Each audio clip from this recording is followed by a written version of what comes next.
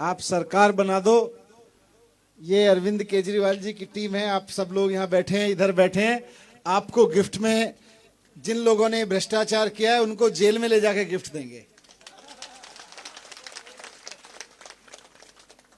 मंच पर उपस्थित दिल्ली के विधायक और गुजरात में आम आदमी पार्टी के प्रभारी भाई गुलाब सिंह यादव जी, और अभी अभी यहां से मंच से अपनी जोश भरी वाणी से सबको बता के गए कि हम ये देर रात में बैठे क्यों हैं। भाई भीमा भाई जी बहुत जोश के साथ में सारी बातें आपके सामने रखी। आम आदमी पार्टी के कैंडिडेट भी हैं बाजू की सीट से। डॉक्टर रमेश भाई डीसा से कैंडिडेट हैं, मुकेश भाई, नवीन भाई, प्रशांत भाई, सरपंच साहब, पत्रकार जी, सभी लोगों को बहुत बहुत धन्यवाद। आप इतनी देर तक यहां पर बैठे हैं। थोड़ा सा माफी भी चाहता हूं, बड़े बुजुर्गों को इंतजार करना पड़ा। आप सब लोगों का बहुत सम्मान है। मैं दिल्ली में बदनाम हूं समय से पहले आने के लिए बाबूजी। मुझे कोई कहता है 10 बजे आना है तो मैं 9:55 पे पहुंच जाता हूं, और कई बार तो 9:45 बजे पहुंच जाता हूं। फिर गाड़ी इधर उधर घुमाता हूं, अपने ड्राइवर को बोलता हूं देखना बाजू में कोई स्कूल हो तो सरप्राइज इंस्पेक्शन कर लेते हैं जरा। लेकिन मैं मानता हूं आज देरी हुई, उसके लिए मैं सबसे हाथ जोड़ के माफी मांगता हूं। आप सब लोग इंतजार कर रहे हैं। मैं हिंदी में बात करूंगा, चलेगा? केम छो? मजा में? मेरे को इतनी गुजराती आती है बस, बाकी मेरे को हिंदी में ही बात रखनी है। मैं गुजराती में थोड़ा गरीब हूं। आप लोगों को हिंदी आती है ना? देखो ये अमीर लोग हैं, इनको हिंदी भी आती है, इनको गुजराती भी आती है, मेरे को केवल हिंदी आती है। आपकी अमीरी को नमस्ते है, आप बहुत बड़े लोग हैं, बहुत दरिया दिल लोग हैं। मैं दिल्ली से आके आपके बीच जो बात भीमा भाई ने कही, 2015 में मौका मिला डिप्टी चीफ मिनिस्टर के रूप में काम करने का अरविंद केजरीवाल जी के साथ। जब 2015 में काम करना शुरू किया तो वहां के सरकारी स्कूल, अभी भीमा भाई बता रहे थे कि यहां पे बड़ा खराब है, यहां से भी खराब होते थे। जाले लगे रहते थे, टूटे पड़े रहते थे। लोग कहते थे ये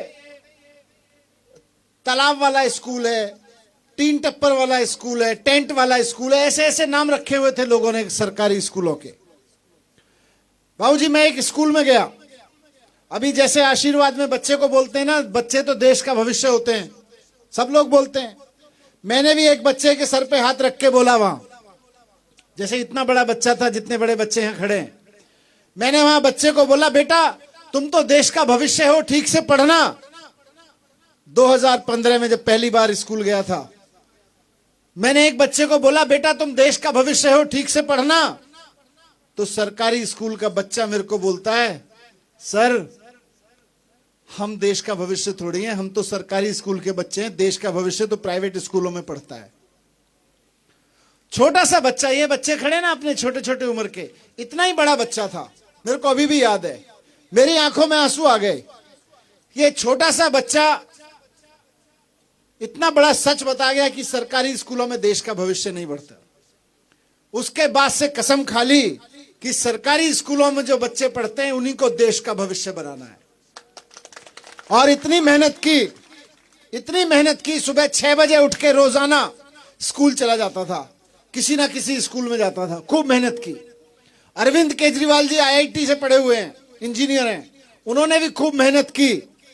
आज दिल्ली के सरकारी स्कूल दिल्ली के और देश के बड़े बड़े प्राइवेट स्कूलों को पीछे छोड़ चुके हैं, ये मैं आपके साथ बताना है।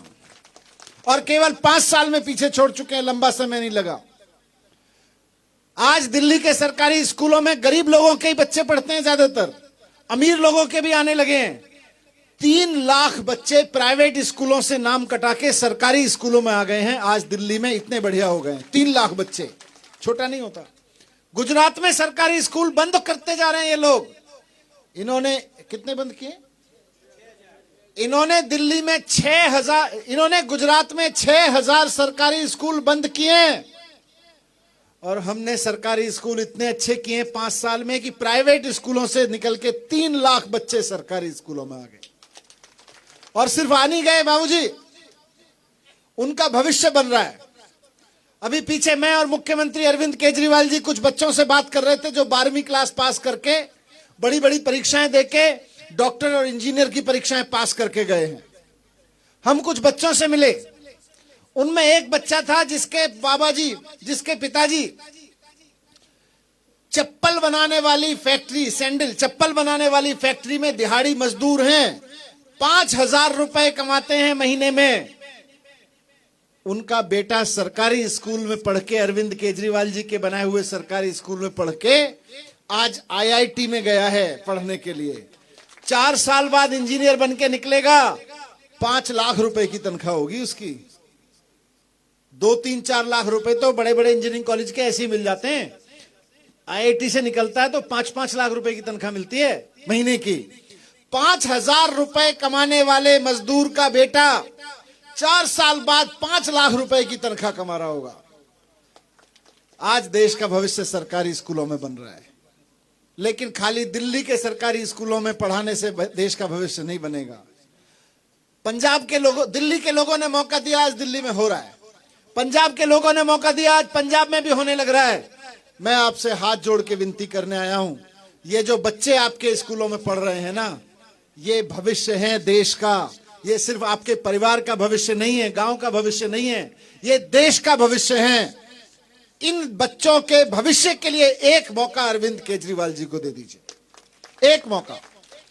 5 साल के अंदर अंदर गुजरात के सारे सरकारी स्कूलों को प्राइवेट स्कूलों से, सूरत और अहमदाबाद वाले जो बड़े बड़े प्राइवेट स्कूल है ना, अगर गुजरात के यहां इस विधानसभा से लेके सारी विधानसभाओं के सारे सरकारी स्कूलों को प्राइवेट स्कूलों से बढ़िया ना बना दें तो दोबारा नाम मत लेना अरविंद केजरीवाल का, दोबारा नाम मत लेना। यहां भीमा जी भाई और जितने लोग बैठे हुए हैं, मात्र 5 साल के अंदर, इससे ज्यादा से मैं नहीं मांग रहे, 27 साल नहीं मांग रहे, लेकिन हो सकता है, करके दिखाया है।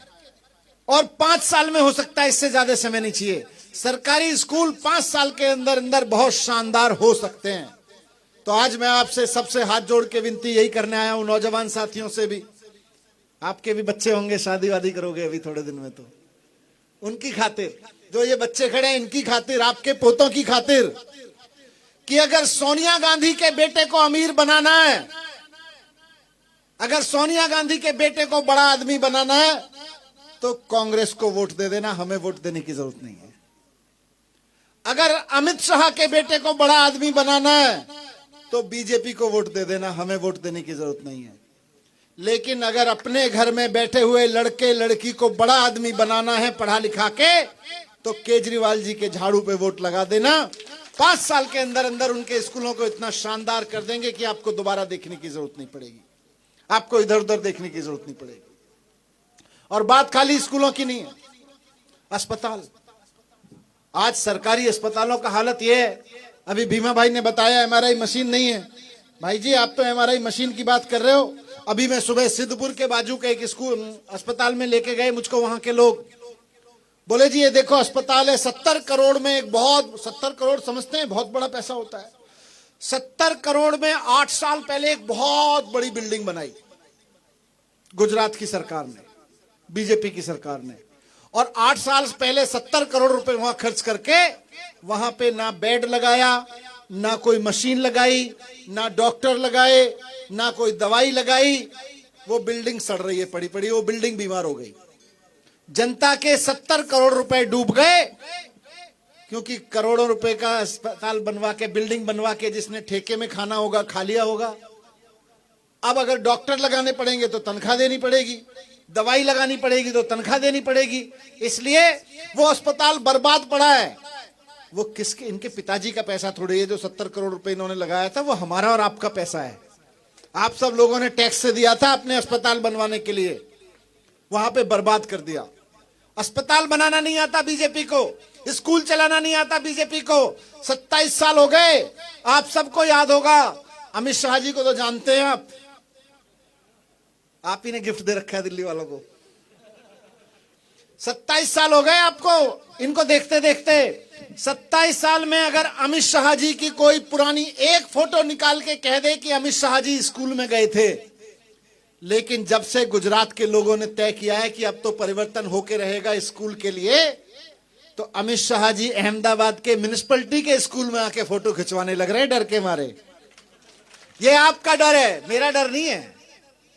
कि गुजरात के लोगों ने अगर एजुकेशन पे वोट दे दिया, लोग कहेंगे अरविंद केजरीवाल जी ने इतने स्कूल बनवाए, मनीष सिसोदिया ने इतने स्कूल बनवा रखे, भगवंत मान पंजाब में इतने स्कूल बनवा रहे हैं, आप 27 साल से स्कूल क्यों नहीं बनवाए आपने?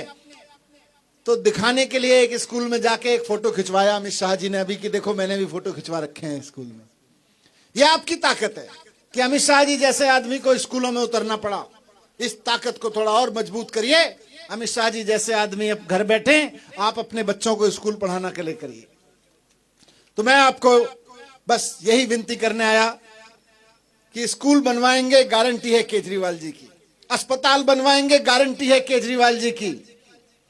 नौकरी 10 लाख नौकरियां केजरीवाल जी की गारंटी है। दिल्ली में 2 लाख नौकरी दे चुके हैं, सरकारी नौकरी 2 लाख लड़के लड़कियों को सरकारी नौकरी दे चुके हैं। तो दिल्ली की बात है, गुजरात में 10 लाख नौकरियां खाली पड़ी हैं। 10 लाख नौकरियां देंगे और पेपर जब कराएंगे तो पेपर फूटेगा नहीं, पेपर फोड़ने वाले को जेल भेजने का कानून पहले लेके आएंगे। यह गारंटी है अरविंद केजरीवाल जी की। और जब तक नौकरियां नहीं देंगे तब तक 3000 रुपए का बेरोजगारी भत्ता हर महीने नौजवानों को मिलेगा। यह अरविंद केजरीवाल जी की गारंटी है। देर हो गई है, महिलाएं नहीं बैठी हैं यहां पे, लेकिन महिलाओं के लिए बहुत इंपॉर्टेंट है।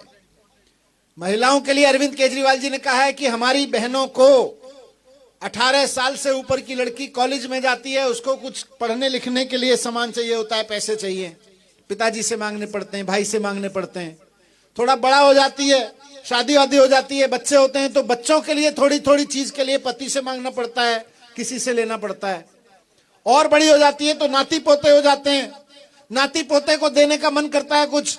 बेटी घर में आई, उसके हाथ में कुछ 50 रुपए थमा दो, 100 रुपए थमा दो, पति से मांगना पड़ता है।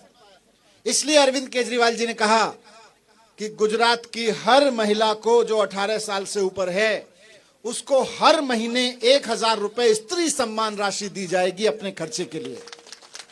हर घर की हर महिला को 1000 रुपए।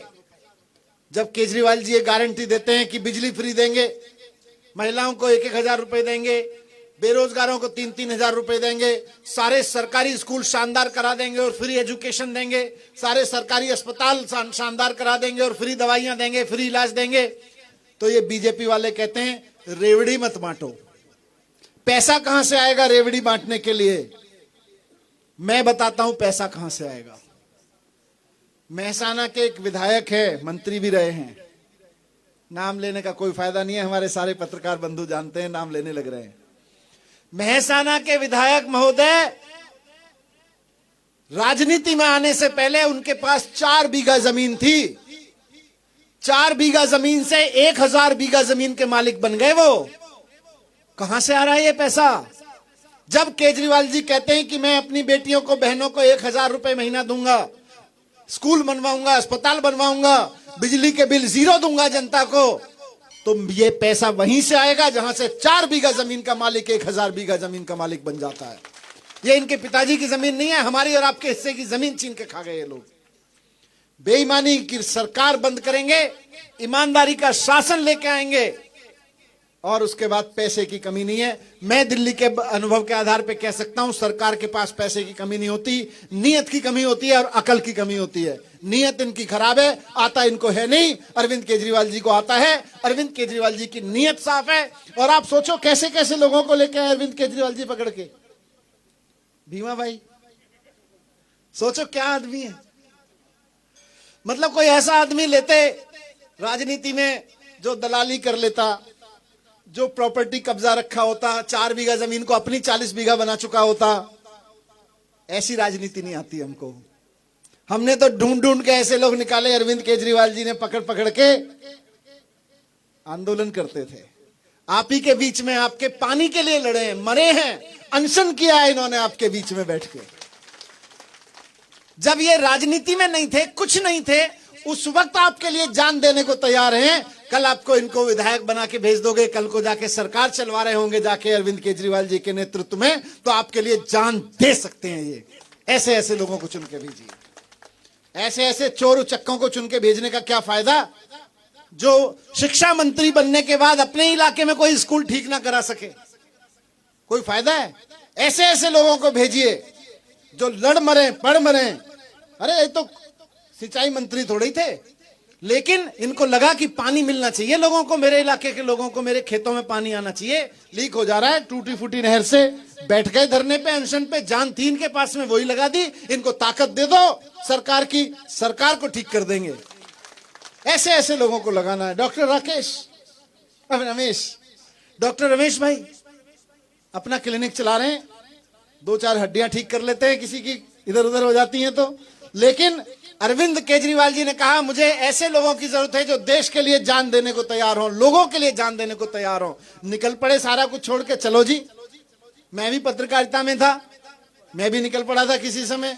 ईशुदान भाई का फोटो लगाया पीछे, गोपाल इटालिया जी का फोटो लगाया।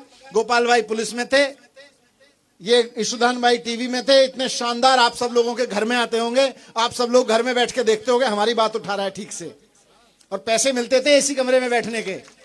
लेकिन आज जेल में जा रहे हैं हमारे और आपके लिए।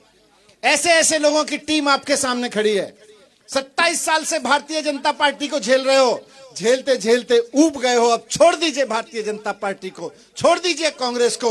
ये नई टीम नई ऊर्जा के साथ आपके साथ खड़ी है, नए सपने के साथ आपके साथ खड़ी है, परिवर्तन के लिए आपके साथ खड़ी है। 27 साल बाद परिवर्तन का समय है। अभी तक आपके पास विकल्प नहीं था, आज इससे बढ़िया समय आपके पास नहीं हो सकता। जो अपने देश के लिए, अपने लोगों के लिए अपनी जान दे सकते हैं, जान की बाजी लगा सकते हैं, ईमानदारी से कर सकते हैं, दिमाग लगा सकते हैं, और काम किया है। और ऊपर से अरविंद केजरीवाल। लोग कहते हैं जो कोई नहीं कर सकता 75 साल में, जिसकी कोई सरकार नहीं कर सकती थी, वो अरविंद केजरीवाल जी ने करके दिखा दिया। दिल्ली में करके दिखा दिया, पंजाब में करके दिखा दिया, अब गुजरात की बारी है। आप सब लोगों से आखिर में ये विनती करूंगा कि एक मौका अरविंद केजरीवाल जी को देके देखिए। आप 27 साल तो क्या 75 साल में कांग्रेस और बीजेपी के शासन को भूल जाएंगे। भारत माता की बहुत बहुत धन्यवाद, बहुत बहुत आभार आप सब लोगों का।